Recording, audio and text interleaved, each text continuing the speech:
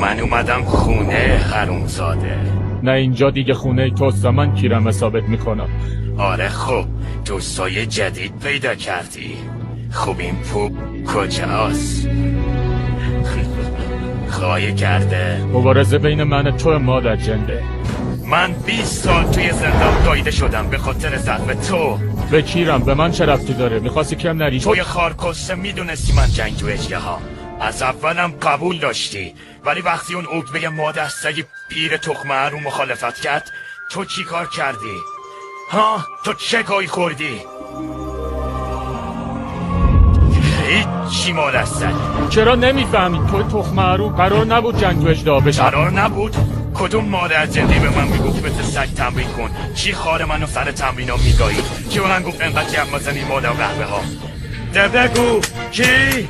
اون تومار کجاست؟ جنگجوی اژدها تا حالا